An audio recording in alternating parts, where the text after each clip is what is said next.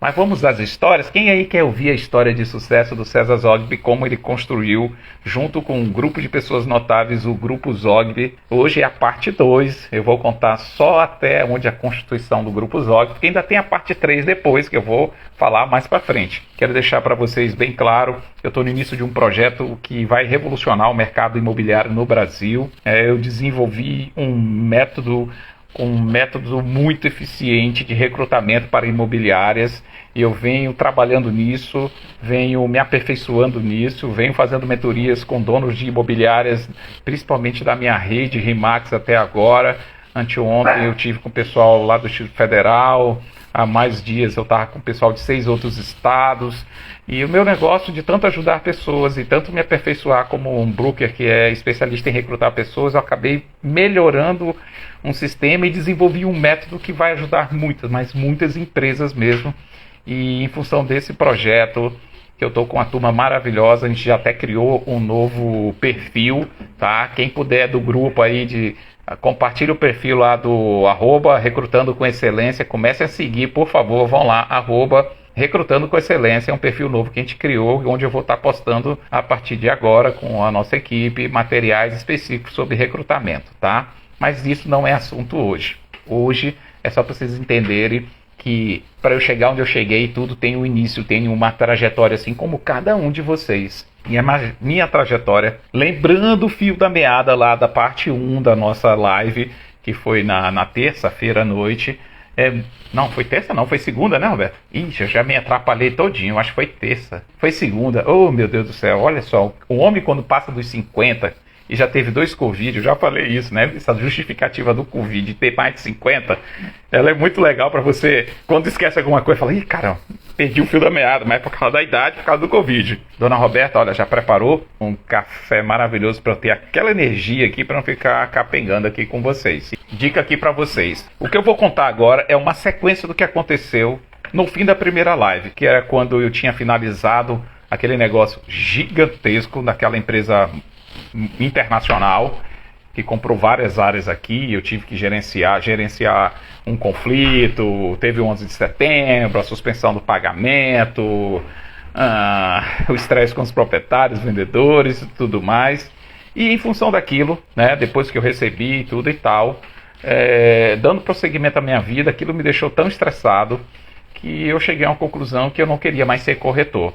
Então eu saio do mercado imobiliário por volta de 2001 para 2002, literalmente, eu peguei a empresa que eu tinha, que na verdade era uma empresa da família que administrava bens patrimoniais, eu inativei aquela empresa, eu peguei a carteira de locação que eu já tinha constituído, eu vendi para o meu gerente de locação, para ele me pagar com o próprio faturamento da carteira, e eu falei, chega, não quero ser mais corretor. Cara, sabe o que eu fiz naquela época? E olha só como vocês têm que entender, que na juventude a gente comete alguns atos falhos, né, que é por pura, vamos lá, imaturidade, uma palavra mais sutil, né, arrogância. A gente não gosta, né, de falar essas coisas, mas a gente faz cagada pra caramba, né, desculpa o palavrão, mas é isso mesmo. E, né, eu cheio do orgulho, né, falo assim, nunca mais voltaria a ser corretor de imóvel. Gente, acredita. Você que está aí interagindo aqui comigo, você já falou alguma vez algo nesse sentido? Motivado por um estresse, por orgulho, por raiva, por uma decepção. Fala assim, eu nunca mais farei uma determinada coisa e depois teve que engolir o teu orgulho e fazer? Se tem, fala aí só para eu saber, né? Porque parece que é só eu que sou meio que fora da curva, assim, de fazer essas besteiras na vida, né? Mas talvez alguns de vocês já tenha feito também, né? De fato é que eu disse que eu ia sair do mercado imobiliário e aí o que eu fiz? Comecei um negócio de representação, mas rapidamente eu parei porque fui convidado para dar aula em faculdade. E eu comecei a dar aula em faculdade, foi lá pelos anos 2002 e cara, aquilo ali, o universo acadêmico me encantou, sim, claro, tem pessoas que já fez isso também. Ufa, não estou sozinho nessa jornada, obrigado. A Ferreira, H. Ferreira, não sei como é o primeiro nome, Carlos Eduardo de Pádua, Tayana também já fez essas cagadas, né? Mas faz parte, gente, faz parte do nosso processo de aprendizado ao longo da nossa jornada, não é verdade? Ah, meu Deus, todo mundo fala assim, se eu tivesse aos 25 anos a maturidade que eu tenho aos 40, 35, 50. Cara, Deus é tão perfeito que Ele dá a jornada da vida.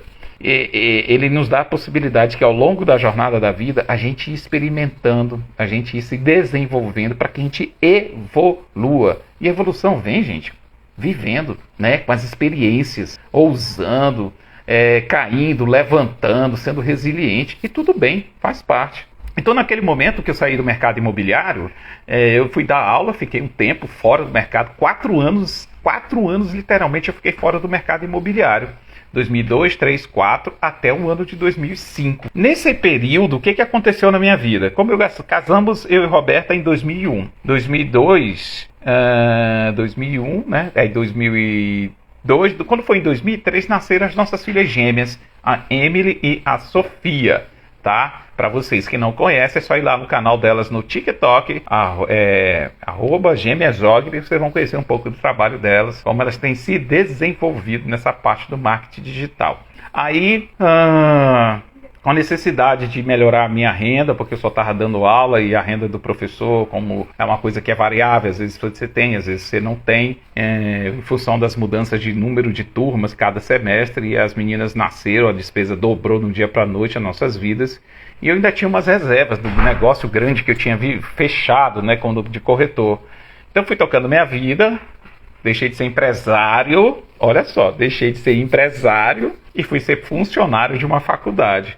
Aí fui professor, coordenador dos cursos de administração, um período ainda fui diretor acadêmico, depois fiquei só como professor. O fato é que, sou muito grato a Deus por tudo que eu aprendi no período da faculdade e a extensa, gigantesca rede de relacionamentos que eu fiz com os meus alunos, colegas, professores, o pessoal da faculdade até hoje são pessoas que eu tenho um grande afeição e gratidão. Família Pelúcio, Milton Pelúcio, Beth Pelúcio, o Guto, que é o filho deles, que é um parceiro, é um irmão hoje, e eu sou muito grato pelo tempo que eu estive aí com vocês, que foram de muitos aprendizados para mim também. Mas foi um momento da minha fase também da minha vida muito resiliente, difícil, porque deixei de ser empresário para me tornar professor, as meninas nasceram, e aí Roberta deixou de trabalhar, e como a necessidade, as despesas aumentando, eu tive que fazer mais, né, e com menos, né? O que aconteceu?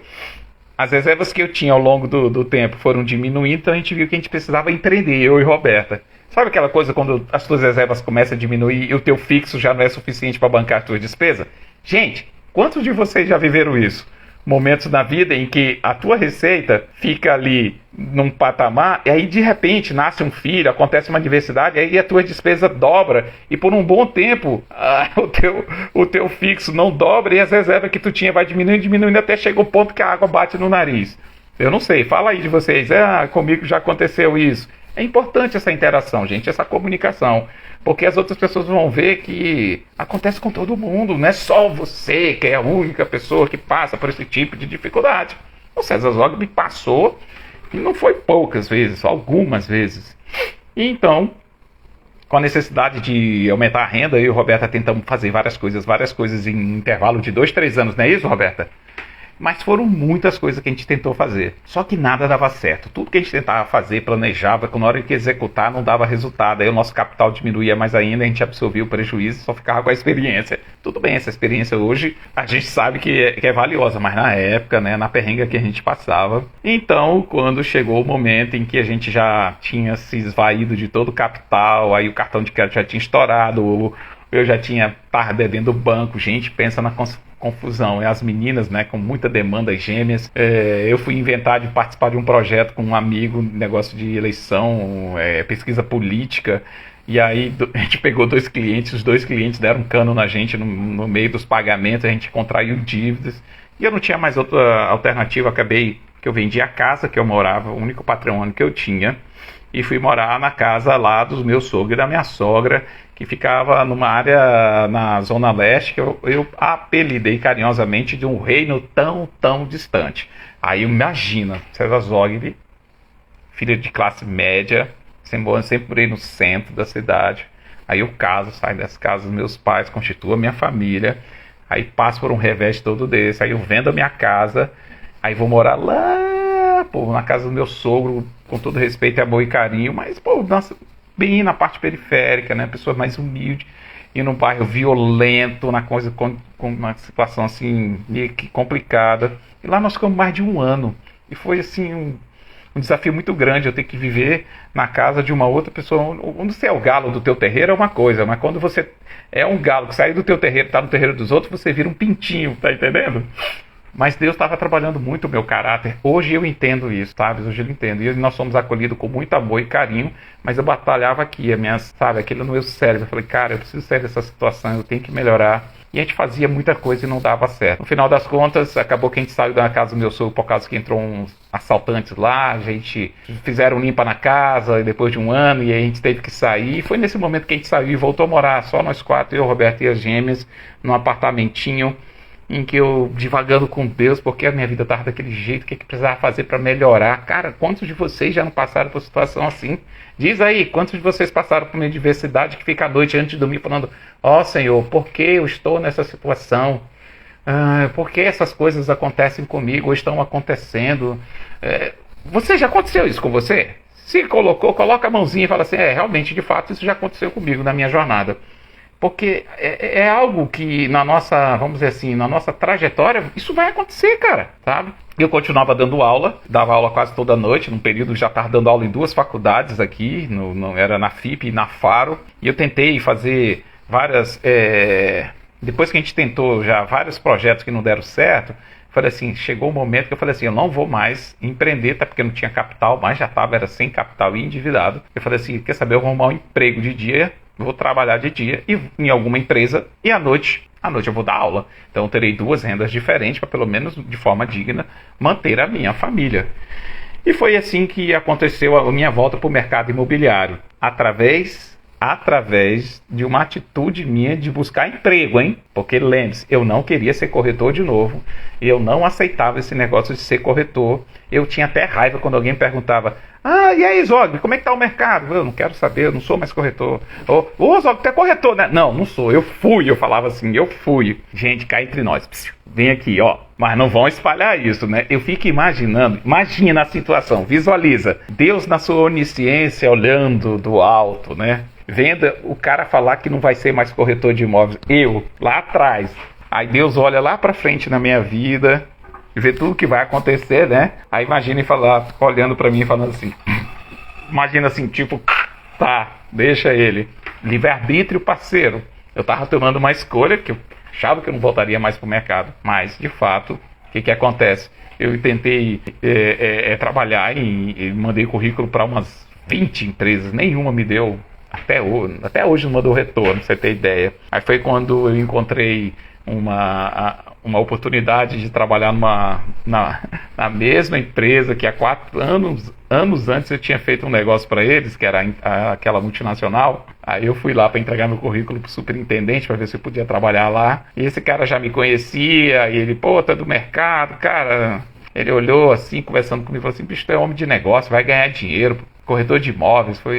Essa história eu posso contar outro dia, só ela, mas não vou contar ela agora não, porque essa daqui merece ser contada, dona Roberta. Essa história, tu acha que deve ter contada? Eu estou aqui com a dona Roberta aqui no meu fone. Resumindo, essa história foi mais ou menos isso. Eu fui lá para entregar o currículo para o superintendente da multinacional, depois de ter sido já rechaçado, vamos dizer assim, ficado ali no ostracismo por várias empresas de RH que eu mandava meu currículo e ninguém me dava nem resposta. Aí o cara marcou uma reunião comigo e quando eu cheguei lá, ele era uma pessoa que lia os artigos que eu escrevia na época para o jornal Estadão do Norte, aos domingos saía um artigo meu. Então tinha uma conexão que ele me conhecia, não conhecia pessoalmente, mas conhecia o que eu escrevia. Eu achava que ali era a solução, né? Poxa, até que enfim eu vou ser empregado, mas quando o cara olhou meu currículo, viu o nome Zogby e lá embaixo ele viu que eu tinha colocado meu período que eu tinha 4 anos, já tinha passado da minha época de corretor, ele falou, tu é corretor de imóveis? Eu falei, sou. Quer dizer, fui, não sou mais.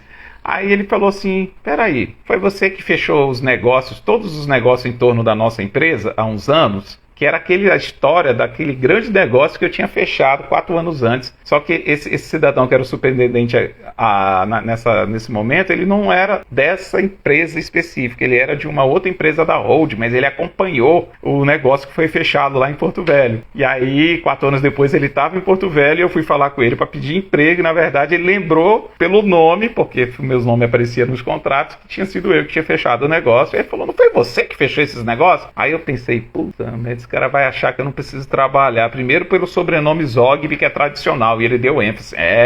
Esse nome é forte aqui, né? Eu falei, meu pai, né? Eu tô começando agora. Mas de fato, quando ele viu que eu era corretor e perguntou se eu tinha sido o corretor que tinha fechado o negócio anos antes, eu falei, cara, eu não posso mentir. Eu falei, fui eu, de fato. Ele falou um palavrão. Cara, você ganhou muito dinheiro, foi um negócio muito grande. Eu acompanhei nas reuniões da Hold, né, quando se discutia esse assunto. E eu fiquei pensando, ai meu Deus, esse cara acha que eu ganhei dinheiro fácil. Eu falei, deixa eu só contar uma história para você do que aconteceu para esse negócio ser fechado. Eu fiz um resumo para ele da jornada inteira que eu tive que viver, que eu contei na live 1 aqui da primeira parte, alguns de vocês já assistiram. E depois eu falei, cara, então você tem ideia, foram muitos meses, várias coisas aconteceram. O 11 de setembro, o negócio foi suspenso. Depois, para voltar, já tinha gente que não queria fechar, tivemos que renegociar, blá, blá, blá. Ou seja, quando eu recebi, que eu tirei as despesas, que eu dividi com o sócio que eu tinha, não era... É menos do que você ganha para ser diretor dessa grande empresa por mês, né? E aí ele falou assim, eu não sabia disso. Gente, quem tá de fora, vou te falar uma coisa, ó. Quem tá de fora não vê as nossas dores e lutas, não. Se você é profissional liberal, seja aí na área de contabilidade, um advogado, um corretor de imóveis, o valor do nosso trabalho não é pelo que a gente faz ali. O valor do nosso trabalho ele é pela construção da nossa carreira, é pelo conhecimento que a gente tem de mercado, é para conduzir os processos de forma correta, é para fazer a devida consultoria, análise de documentos, conversar com proprietários ou vendedores, achar o melhor negócio para fechar. Você está entendendo? Isso tudo é que define o valor agregado. Não é o cara na hora de fechar o negócio, tirar lá o nosso... Na época era cheque, hoje ninguém faz mais isso, né? Aí o cara viu quanto que a gente estava ganhando, fala assim, pô, você está ganhando muito. Fala, muito pelo contrário. Olha, se você é profissional liberal e está assistindo isso, nunca deixe um proprietário ou vendedor ou comprador dizer que você ganha muito, tá? Porque, na verdade, muito é o que o proprietário, comprador, vendedor ganha em função do trabalho profissional que você fez para viabilizar a venda do imóvel dele. Eles estão ganhando muito. Você está ganhando justo pelo seu trabalho. E é um percentual, uma parte menor sobre o todo. Beleza? Gostaram dessa dica? Quem está aí que é corretor, que é do mercado imobiliário, profissional liberal, ou é empresário que tem que negociar aí com grandes fornecedores e clientes, se valeu, coloca aí que valeu, tá? Vamos para frente. Estou passando isso agora, a Vanessa está falando. Meu Deus, estou tentando tocar na tela aqui, mas eu não consigo. Aí já está muito para baixo. As pessoas só veem os pilex e não os tomes. Exato, Carlos Eduardo. É bem por aí mesmo. Tá aqui, show, sim. Rafael Proença de Vilhena, querido, é meu filho, hein? Rafael Proença Vilhena é meu filho, viu? Você sabe disso, né? Não é meu filho assim no sentido do carinho, porque, enfim, a gente tem conexão.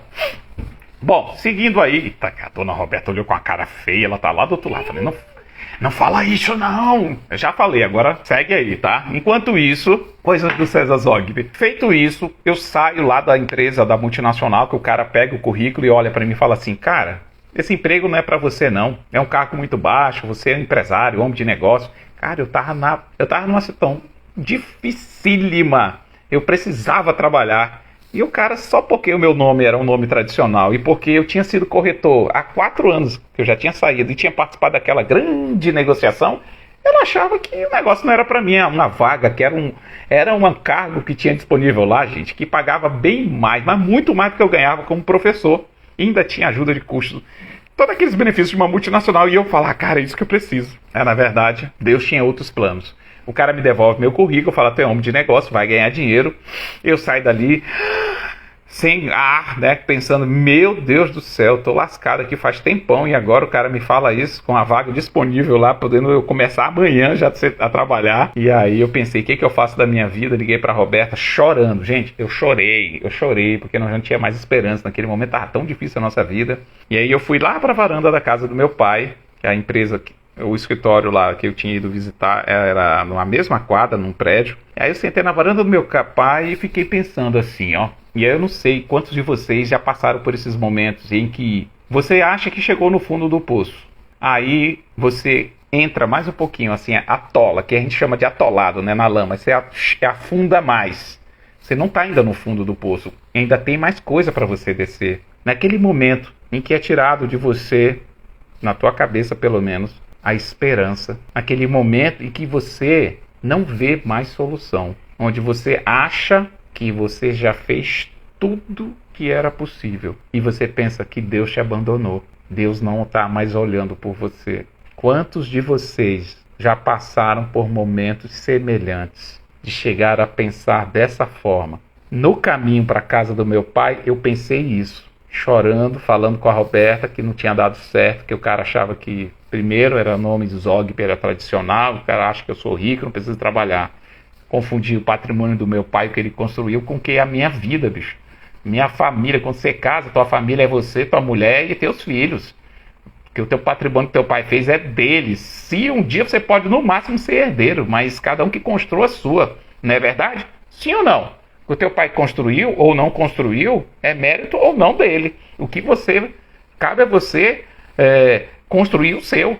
Se ele te deu saúde, educação, bons princípios, ó, maravilha, condição de estudar, meu pai me deu tudo isso.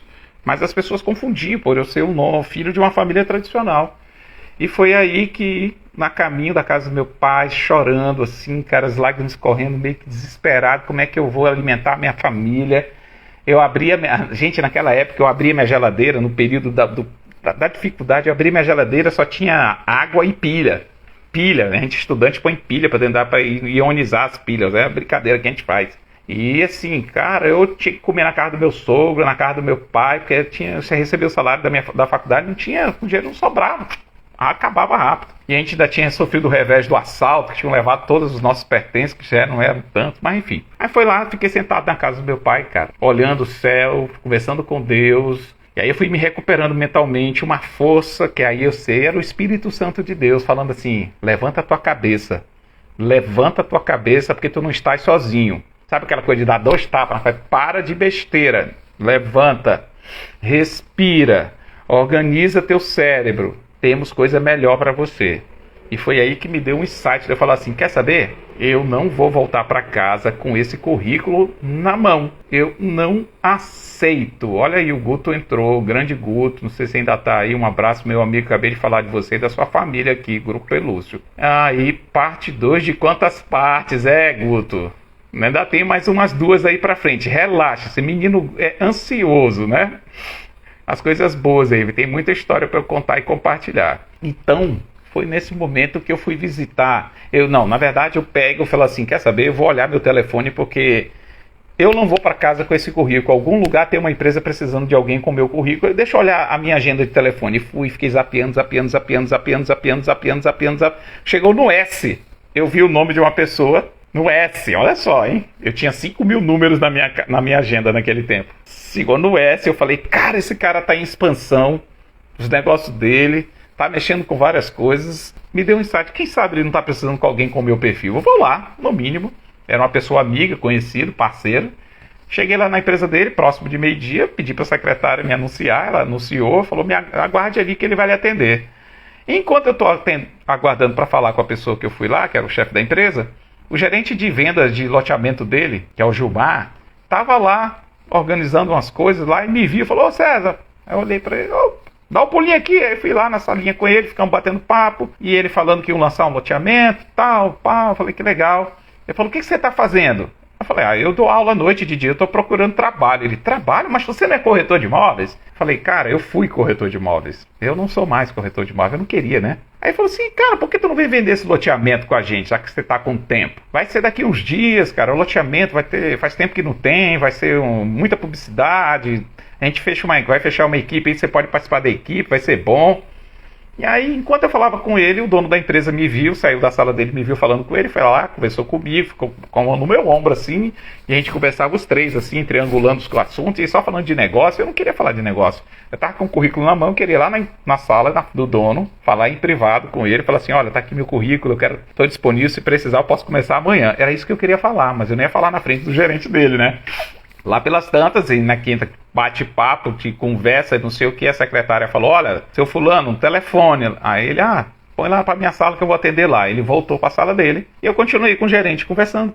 Daqui a pouco eu vi que ele saiu, e ele foi embora, não voltou mais para dentro da empresa. Aí eu olhei, já era 12:30, falei, 12:30 para 1 hora, falei, cadê o fulano com a secretária? Falou, ele já saiu, foi pro almoço.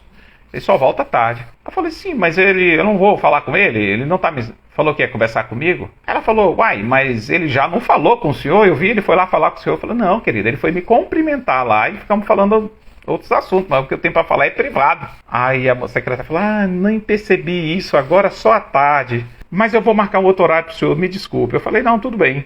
Aí eu olhei pra cima, gente, pensa naquela frustração. Eu olhei pra cima naquela hora e falei assim, Deus, será possível que eu não vou entregar esse currículo pra ninguém? Não é possível, eu vim aqui na empresa do homem, converso com o gerente dele, depois eu converso com ele e o gerente, todos os assuntos que eu não queria, mas o assunto que eu queria conversar, e que era em particular, eu não consegui, e eu vou voltar para casa com o tal do currículo. Dei aquela respirada, e quando eu tô saindo lá pela porta, o gerente de loteamento, que é o Gilmar, falou, César. Aí eu olhei para trás, ele falou assim, pensa bem, vamos vender esse loteamento. Cara, eu sou uma pessoa que tive educação, eu sou um educado. Nessa hora eu falei para ele, tá bom, eu vou pensar. Gente, é aí que começa, gente. De fato, a semeadura, porque esse era o propósito de Deus, né? O currículo estava acorrentado na tua mão. Era bem por aí, cara, era bem por aí. E foi aí, cara, nesse momento que eu volto para casa. Aí eu chego lá, a Roberta me deu as gêmeas, elas pequenininhas, cara. Eu botei uma em cada colo assim, fiquei segurando as meninas. E a Roberta ficou em pé. Não foi isso? Aí eu comecei a narrar com detalhes as duas reuniões que eu tinha participado com o cara lá da multinacional e esse empresário. Foi tudo assim, na mesma manhã, numa sequência. E eu falei, poxa, a primeira reunião aconteceu isso, o cara falou, tu é homem de negócio, vai ganhar dinheiro. Aí do outro que eu vou lá para conversar com ele, acabo não conversando com o cara que eu queria, encontro com ele, mas enfim, pelo ver da circunstância, tudo que acontece, o gerente dele insiste, vem vender o loteamento. Eu não quero ser corretor. Aí a Roberta, gente, é nessa hora que eu tenho que falar o seguinte. Você casou, né? Você orou, vocês oram juntos, né? A Bíblia fala, que eu acho que está lá em Provérbios, que quem acha uma esposa, quem encontra uma esposa, acha um tesouro. É mais ou menos isso, né? Alguém pode achar essa parte que está aí, compartilhar aqui? E é um tesouro mesmo, gente. É um tesouro. Eu tenho um tesouro em casa. Como é que não tem aquele TikTok lá que fala assim, ela pode ter esse defeito, não sei o que, mas ela é minha esposa. Ela ronca quando dorme, ela não sei o que, mas é minha esposa. Não tem aquela brincadeira? Cara, não interessa, é sua esposa. A sua esposa, ela quer o melhor pra você. A sua esposa é sua companheira. Você, quando casou, tá vendo aqui, ó, você tem uma aliança. Essa aliança aqui é um selo, é a aliança de você, o casal, com Deus. Eu sou cristão, então eu acredito dessa forma. Tá? Então ela olhou para mim e falou assim, meu amor, diz uma coisa, você não está orando para Deus abrir a porta para você? Eu falei, sim. Você não mandou currículo para umas 20 empresas, nenhuma te deu retorno até hoje? Eu falei, é verdade. Não aconteceu isso hoje, né? O cara da multinacional falou, você é homem de negócio, vai ganhar dinheiro. E depois você foi lá no outro local lá que queria arrumar emprego, o pessoal não te convidou para ser corretor, que vai ter esse loteamento? Será que não é essa a porta que Deus está abrindo para você? E aí eu falei, gente, aí veio aquele momento que eu falei assim, mas eu disse lá atrás que eu jamais voltaria a ser corretor de imóveis de novo. E foi naquele momento em que eu falei isso, em que, sabe aquele ditado que fala que a gente não pode cuspir para cima, que cai na nossa cabeça? Em que a minha ficha caiu. Eu tinha cometido um ato falho, por arrogância. Opa, obrigado, Provérbios 18:22, amor a Kelly colocou. Obrigado. Quem quiser saber como que é na íntegra, veja a versão na tua Bíblia e leia. Sobre a questão da esposa, o tesouro, a sabedoria, etc e tal. Então, por falta de maturidade, experiência, eu saí do mercado porque estava estressado, porque veio uma crise aqui, na época o governo Bianco demitiu um monte de funcionários, as vendas ficaram ruins. Aí todo aquele estresse da venda daquele grande negócio, eu falei, não quero mais ser corretor. Mas na verdade, era só um momento. E eu chutei o balde e falei que seguia adiante e fui fazer outras coisas. Então, quando eu reconheço que eu tinha cometido um ato falho, eu falo para a Roberta, será que é isso que Deus quer para mim? E foi assim. Fui dormir uma noite, na verdade, passei uma noite, né, quase que sem dormir, pensando, meditando sobre isso, que eu não queria mais tomar uma decisão, ter que cometer outros erros. Já era um homem casado, 33 anos, 2 filhas, e aí no outro dia eu decidi, eu tomei uma decisão, falei, Roberta, eu vou fazer um voto com Deus, e eu vou fazer prova de Deus, não voto, uma prova com Deus, porque eu sei que o Deus que eu sirvo é o mesmo de ontem, hoje e sempre. Então, lá no livro de Juízes, a partir do capítulo 6, Gideão, quando é chamado para levantar um exército e liderar um exército contra os medianitas ou amalequitas, enfim, né, que vinham assolando o povo, roubando a sua produção, os alimentos todos os anos, e deixavam só o suficiente para eles viverem, né? O povo estava lá na miséria, subnutrido. Então era uma situação difícil daquele momento. Aí Deus levanta Gideão, e Gideão fala assim, poxa, mas eu sou um pastor de ovelhas, eu não tenho condição. E aí fala, calma, rapaz, quem vai te conduzir sou eu, não é por tuas forças não. E lá pela frente, lá, Gideão pede prova de Deus, coloca o tapete lá fora e fala assim, se sou eu que vou liderar esse exército. Vocês lembram dessa passagem? Eu vou colocar o tapete lá na grama, quando caiu o orvalho na madrugada. Se só molhar o tapete e não molhar o entorno, é porque sou eu mesmo. Era a prova que ele queria ter a confirmação. E aí, quando ele dorme, acontece o que ele tinha pedido. No outro dia, ele ainda não satisfeito, ele fala, Senhor, me desculpa, mas vamos fazer o inverso, eu preciso ter a contraprova. Olha que legal, cara, a contraprova. Se todo o entorno estiver molhado pela manhã, do sereno, do orvalho, e só o tapete estiver seco, que seria o inverso do que aconteceu na noite, é porque realmente sou eu essa pessoa. Eu falei, então eu vou fazer uma prova com Deus. E aí fiz uma prova com Deus, eu consultei 5 pessoas, eu queria que fosse unânime, mas 5 pessoas falaram, volta, cara, é o teu momento, volta, você tem perfil, volta, você é o cara, né, que tem talento para isso. E aí eu volto para o mercado imobiliário. Tudo isso daqui, olha aí, não sei quantos minutos tem, mas o que eu estou falando para vocês, e é importante, se você quer conhecer a história de uma pessoa que obteve relativo sucesso, que é uma pessoa que é empreendedora, você tem que saber os detalhes para saber como ela agiu em determinados momentos, porque as pessoas acham que tudo é um mar, é um mar de rosas, que tem um tapete vermelho, que você vai entrar para empreender e vai ser tudo 1000 maravilhas. Aí quando você atinge sucesso, as pessoas olham e falam assim, uau, esse cara tem uma sorte. Fala, cara, César Zogby tem muita sorte, mas muita sorte, porque eu tenho Deus na minha vida, eu tenho um alimento todo dia, eu tenho saúde, eu tenho família, eu tenho amigos, eu tenho empresas, eu tenho sorte. Agora o sucesso vem com muito trabalho, resiliência, aprendizado, investimento, enfim, né? E é com a ação do tempo. Então, feito isso, eu vou para o mercado, eu me proponho como objetivo de naquele lançamento imobiliário lá, de vender 15 unidades pelo menos em um mês, que seria uma a cada 2 dias.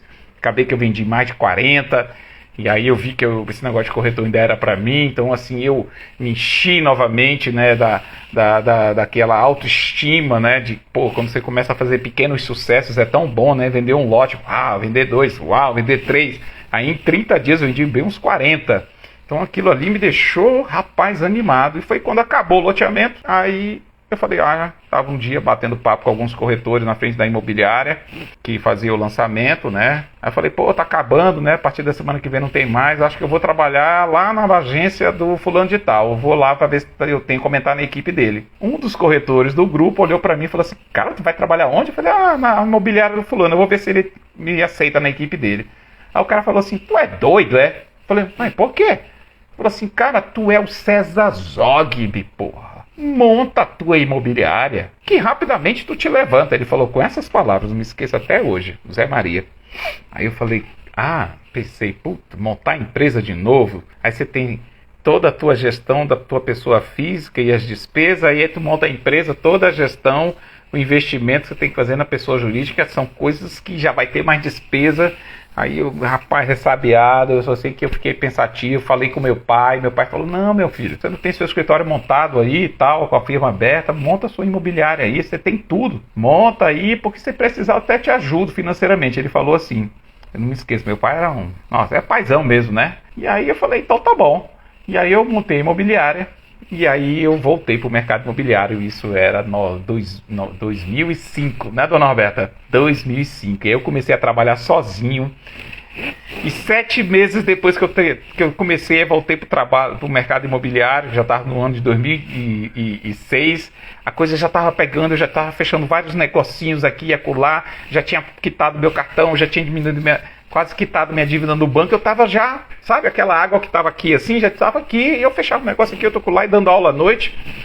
Aí até que chegou um dia que eu falei, Roberta, o número de negócios está aumentando, eu estou trabalhando sozinho na empresa, né? Eu era um empresário, né? A imobiliária, se eu sair, eu tinha que trancar ela, não tinha secretário, não tinha nada. E foi naquele momento em que eu decidi fazer o convite, Roberta, vem trabalhar comigo. As meninas já estavam andando, né? Já estavam até na idade de ir para a creche.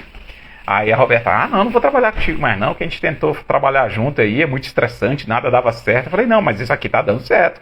Eu tenho cliente, eu tô fechando negócios aqui e acolá, e agora ir lá pelas... Desculpa, gente, desculpa, é uma ligação que entra aqui que eu esqueci de botar no modo avião. É ato falho. E aí eu falei pra Roberta, e ela ficou assim, né? Falei, vem, meu amor, vem, eu acho que tá na hora de você vir agora, porque eu tô precisando, eu não aguento mais. Quando eu saio, tem que fechar a imobiliária, aí tem cliente que quer ir lá, eu tô atendendo o outro. Aí ela falou, tá bom. Eu só sei que essa ida para a Roberta foi um intervalo de 30 dias que ela participou. Gente, eu não sei quantos de vocês já foram para aqueles encontros de igreja evangélica.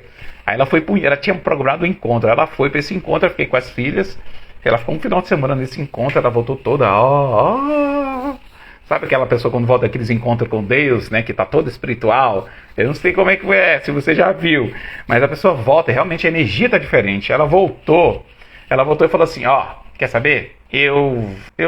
Deus falou que é pra mim estar lá com você. E aí, lá foi ela fazer o teste, né? Eu vou ficar um período com você, vou deixar as meninas na creche, no outro período, na escola, na verdade, né? E outro período eu fico com você. Tá, beleza. Então ela ficou um mês trabalhando comigo, só um período. Até que chegou um mês depois, ela foi pro tal do reencontro, mais um final de semana. Aí eu falei, meu Deus, tomara que nesse reencontro Deus fale pra você vir de vez, porque meio período era bom, mas não era o suficiente ainda, não era o ideal. Aí ela volta do reencontro todo de novo espiritual. Aí eu falei, e aí? Ela falou assim, vamos colocar as meninas na creche e eu vou ficar lá o dia inteiro com você. Gente, eu vou dizer uma coisa, aí que o negócio pegou. E nós começamos então a trabalhar, eu e a Roberta, Deus Pai, Filho e Espírito Santo. E olha, era 2006, estavam falando de usinas do Madeira, aquela confusão nos bastidores, parecia que o mundo ia mudar e revolucionar Porto Velho, porque estava ainda na iminência se ia sair ou não. Aí começaram as audiências públicas sobre as usinas e eu acompanhando aquele movimento todo. E aí eu falei, rapaz, Roberta, o mercado vai mudar, se vier essas usinas vai ter muito lançamento aqui. E a nossa empresa, a gente só trabalha com terceiros, a gente era especialista em terceiros ou revenda. Aí eu falei, quer saber, eu vou aprender a lançar empreendimentos. Aí eu pesquisei, não tinha bibliografia, não tinha curso, não tinha nada, é o tal da coisa que você aprende fazendo. E quem fazia, na época, não queria me ensinar, né? Eu vou dar, como é que é, munição pro inimigo. Então foi uma nova experiência dentro do mercado, eu aprender a estar à frente de lançamentos imobiliários. Era só a Zogby, né, era Zogby Negócios Imobiliários, né? E aí era eu, Roberta, só, a gente não tinha nem ter secretário, que a Roberta fazia esse back-office, a retaguarda. E aí a gente foi crescendo de 2006 para 2007, o negócio das usinas pegou. E quando foi no início de 2007, a gente já tinha lançado 2 empreendimentos pequenos, participado assim com outros parceiros, eu fui pegando a manha e fui entendendo como é que era, e eu viajava sempre para São Paulo para prospectar negócio. Até que, no meio do ano, em junho de 2007, eu encontrei um patrício libanês aqui que tinha um empreendimento parado lá na Zona Sul, 28 casas, ele tinha meses antes tinha ido me visitar lá, e depois, quando saiu aquele negócio das usinas que ia sair a primeira, tinha tido aquela licitação, leilão, uma coisa assim, eu acho que era leilão que foi feito, né? Aí que o negócio firmou mesmo, aí eu falei, cara, agora vai explodir a cidade. Já estava a construção de um shopping aqui, e a gente sentia a cidade, um movimento de gente chegando por causa das usinas. Eu não sei quantos de vocês viveram esse momento em Porto Velho, mas era a atmosfera assim, incrível, sabe? E eu falei, quer saber, é hora de eu ousar. Eu encontrei o cara lá na esquina da empresa, no almoçando, e aí eu falei, ó, lembra daquele empreendimento que você tá parado na Zona Norte? Agora, do jeito que tá, eu vendo. Eu dei uma trucada assim, né? Que o mercado tava melhorando e eu tava já com a equipe, eu já tinha 6 corretores na época com a gente, olha só, né? E aí ele falou, o negócio não deu certo. Eu falei, não, mas agora o mercado mudou, vai ter as usinas, pá, vai ter muita gente vindo, eu acho que é o momento. Eu só sei que ele falou assim, olha, eu sou sócio minoritário tá em São Paulo, se você quiser falar com ele. Eu falei, então vamos lá na minha empresa. A gente foi lá na empresa, eu liguei pro cara, conversamos, que é o Carlos também. E aí o cara falou assim, bicho, ó, se quiser fazer negócio comigo, vem aqui em São Paulo, porque aí eu fui para fazer um negócio, não deu certo, e aqui em São Paulo eu tenho que te mostrar o que eu já fiz. Aí eu falei, tá bom, eu vou para São Paulo. Era junho, metade de junho, e eu tinha férias, dava aula em 2 faculdades à noite, né? E aí eu falei, não, daqui a 10 dias eu vou entrar de recesso nas faculdades, eu vou aí. Agendei e fui para lá, para São Paulo, no meio do ano de 2007. E aí, foi aí que eu tive uma grande sacada, que eu ousei. Antes de eu ir, como eu já tinha agendado com esse incorporador que construía casinhas, eu falei, eu já vou até São Paulo, né? Então, cara, o mercado tá mudando, eu acompanhava na internet as outras capitais em expansão. Você tem que estar antenado, o homem de negócio para ficar só olhando pro umbigo dele, não. Tem que olhar para cima e ver o que tá acontecendo lá no mercado. E eu falei, rapaz, vai chegar as grandes incorporadoras qualquer hora aqui. Então, já que eu vou em São Paulo, vou visitar grandes incorporadoras. Fui no site do Secov, tá? Vi a lista das 10 maiores incorporadoras, peguei a lista, imprimi, fiquei olhando lá na minha sala, falei, vou ligar para esses caras, eu vou lá, eu vou visitar.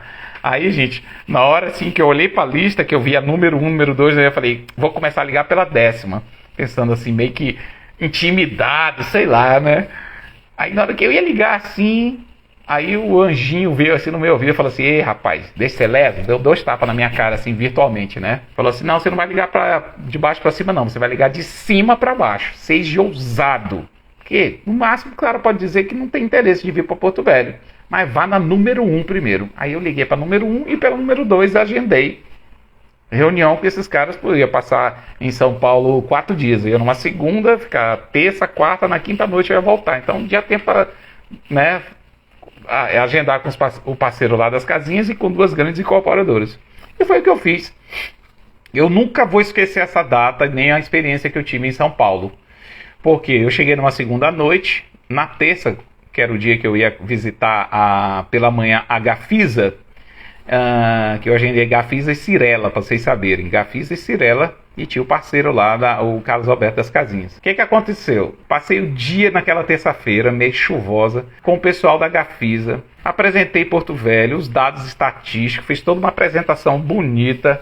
E o gerente de expansão falou assim, o Zogby, lá em São Paulo eles me chamam assim, Zogby, o Zogby. É engraçado, aqui é Zogby, lá é Zogby. Ô Zogby, o que você quer? Você é incorporador imobiliário? O gerente de expansão lá da Gafisa na época. Falei, não, eu não faço incorporação. A minha empresa só tinha 6 corretores. A minha empresa ela é especializada em vendas. O que o incorporador lança, eu vendo. Eu sou o braço estendido.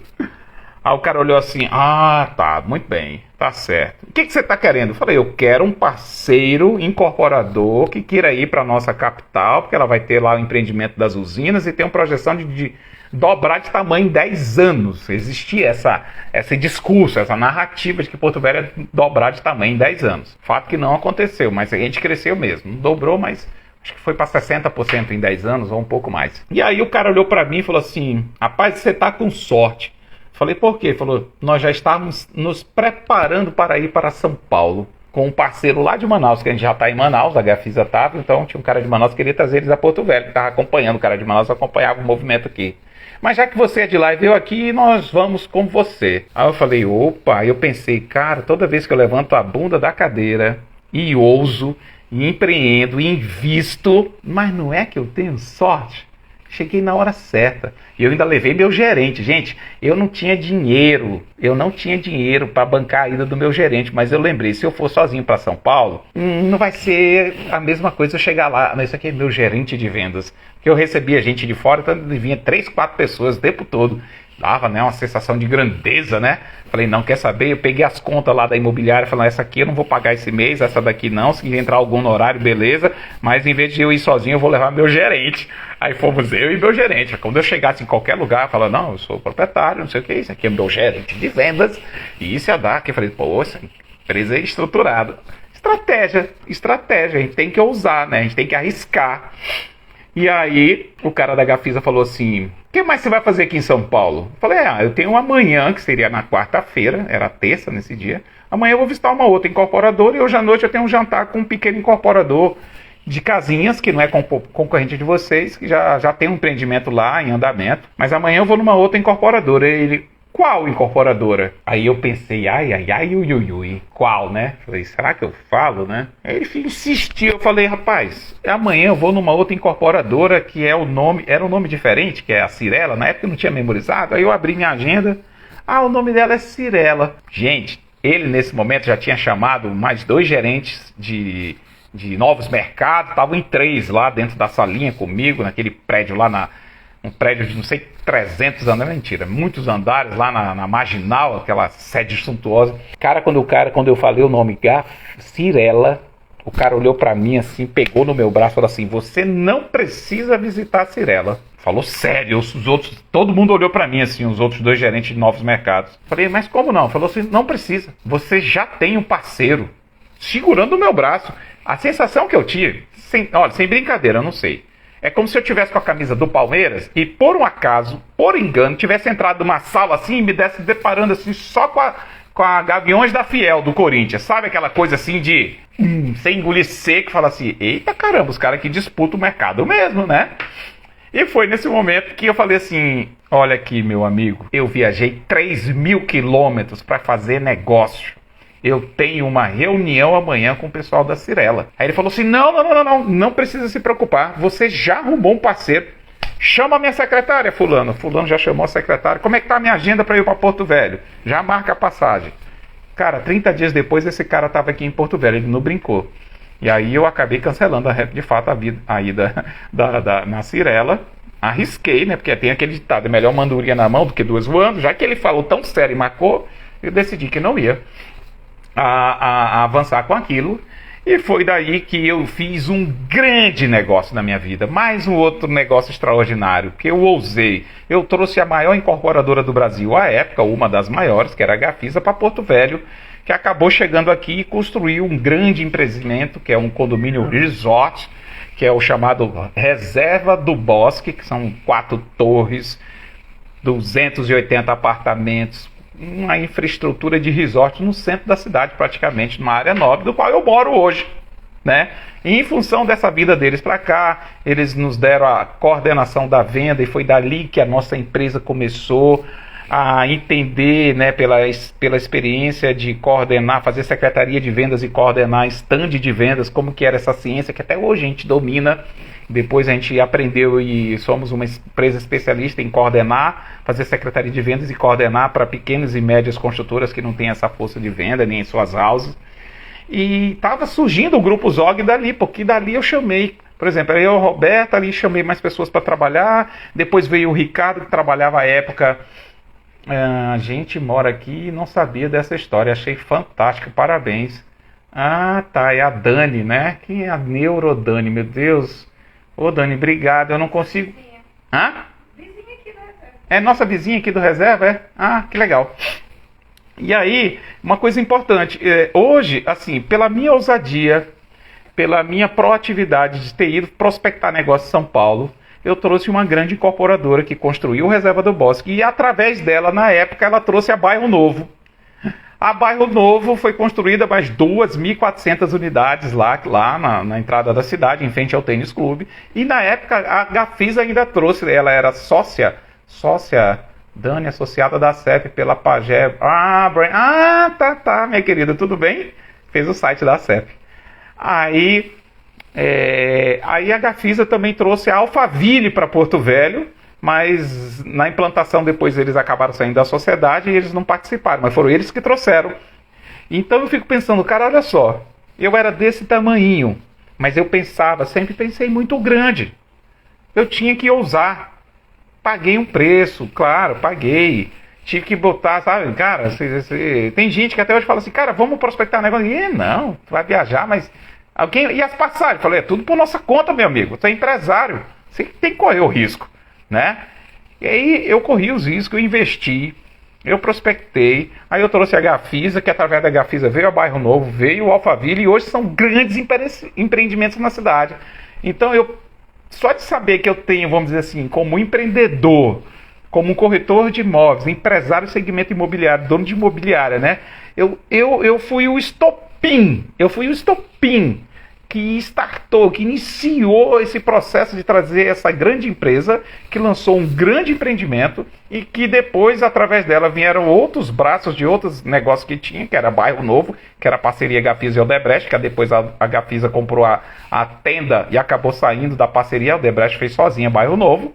E também a Gafisa trouxe a Alphaville, que depois ela acabou saindo da parceria. E acabou que a Alphaville ficou sozinho com o grupo que comandava, mas está aqui na cidade, é um legado, né? Eu não vendi nenhuma das 3 áreas como corretor, não vendi nem intermediei a área onde fez o Reserva do Bosque, não intermediei a área que fez o Bairro Novo e não intermediei a área que fez o Alphaville. Mas eu participei como empresa, como força de venda desses 3 projetos, e a gente realizou o sonho de muitas famílias, e tem aquela sensação, sabe, de, cara, minha cidade ficou melhor, graças, como fruto do resultado do meu trabalho. E hoje aqui tudo consolidado, e isso é bom demais. E foi nesse período de 2007, 2008, 2009, que a coisa estava crescendo demais, e a gente veio também direcional. Nós tínhamos mais de 70 corretores na época, eu tinha uma equipe que só vendia direcional, todo Águas do Madeira, Brisas do Madeira, Garden, Totalville, tudo aquilo a gente participou da venda de tudo isso. A gente tinha uma gerência para lá, tinha uma gerência só para o Reserva do Bosque, tinha uma gerência e equipe só para o Bairro Novo. Cara, nós éramos uma potência, até que a ciumeira, a confusão das incorporadoras, acabei que saí acabamos saindo da direcional depois, que eles tinham muito ciúme das nossas equipes nos outros empreendimentos, e era uma perseguição. Olha que a nossa empresa era sempre a primeira ou a segunda de 4 nas vendas todo mês, e aí a gente foi nesse período em que a gente tomou uma decisão de mudar um pouco o nosso rumo, mas assim, foi importante porque a gente aprendeu demais, erramos muito, a gente estava crescendo muito rápido, mas o grupo cresceu. Foi naquele período em que eu decidi que meus melhores funcionários teriam que ser meus sócios. A gente chegou a ter 6 sócios, era eu e o Roberto, e trouxe o Ricardo, meu cunhado, que fazia gestão como sócio, depois a Alexandra, a Tayana e a Poliana. Com o tempo depois, a Alexandra saiu, a Poliana também, agora recente, com a época da Rimax já, e aí hoje o grupo tem 4 sócios. E entre 2008 e 2009, eu fazendo um curso de perito avaliador com um dos maiores especialistas do Brasil, o gaúcho, o professor Diniz, eu fazendo aquele curso lá numa sala com uns 40 corretores, tinha 2 que era dono de imobiliário, o restante era tudo corretor de imóveis. Então, eu tinha uma conexão com o professor, eram 3 dias de curso, de manhã e de tarde, eu fiz uma conexão com o professor muito grande, porque eu sabia muito assunto daquilo, e eu já era um avaliador, fazia muitos laudos de avaliação. E aí, num dia, o professor falou assim, olha, as empresas imobiliárias que vão sobreviver no futuro são as empresas que têm carteira de loteamento e locação. E aí acabou um intervalo, o pessoal saiu, eu fiquei com aquilo na cabeça, porque na época eu só trabalhava venda, só tinha revenda, terceiro, e eu só tinha lançamentos. Aí eu fui até o professor e falei, professor, mas por que o senhor falou isso? Ele falou assim, pense bem, meu filho, olhe para o passado, o Brasil é cheio de altos e baixos da nossa economia, você conheceu o futuro, olhe para o passado. Quando acabar essa demanda reprimida de lançamento, como é que você vai manter a sua empresa? Se você não tem a carteira de administração e nem carteira de loteamento, você não vai ter receita recorrente. Como é que vai bancar o custo? Eu falei, caraca. Depois daquilo, eu fiquei matutando. Um ano depois, a gente montou a nossa Zogby administradora de imóveis. Gente, pensa no desafio. A gente não queria administrar imóvel. Por muito tempo eu não queria. Mas depois daquilo, a gente começou. E a gente vendia muitos imóveis. Muita gente fala, administra. Fala, a gente não mexe com isso. Manda para fulano, manda para ciclano. Cara, durante 4, 5 anos eu mandei imóvel para muitas administradoras aqui de clientes nossos porque a gente não administrava. Fato é que nós já estamos finalizando, tá, gente? Calma aí, nós já estamos finalizando. É que acabamos que a gente começou a nossa administradora com um imóvel. Segundo mês, crescimento de 100%. 2 imóveis. E a gente foi crescendo organicamente até chegar em 100, mas demorou. Até chegar em 150 demorou mais. Até chegar em 200, meu Deus do céu. 250 foi um parto. 300, minha Nossa Senhora. E hoje a gente tem uma carteira que passa dos 400 imóveis. E é um negócio que a gente administra o patrimônio de muitas famílias. É uma equipe de gestão que é a melhor equipe hoje de gestão. Melhores softwares, melhores práticas, muita tecnologia. A gente ali, sabe, cuidando do patrimônio de pessoas que moram em outros estados, em outros países. Então o grupo Zogby, na época que a gente começou a criar esse negócio do grupo, é porque já tinha empresa de vendas, aí criamos a administradora, depois um período a gente fez uma incursão para administrar condomínio, ficamos 2 anos, vimos que aquilo não ia dar certo.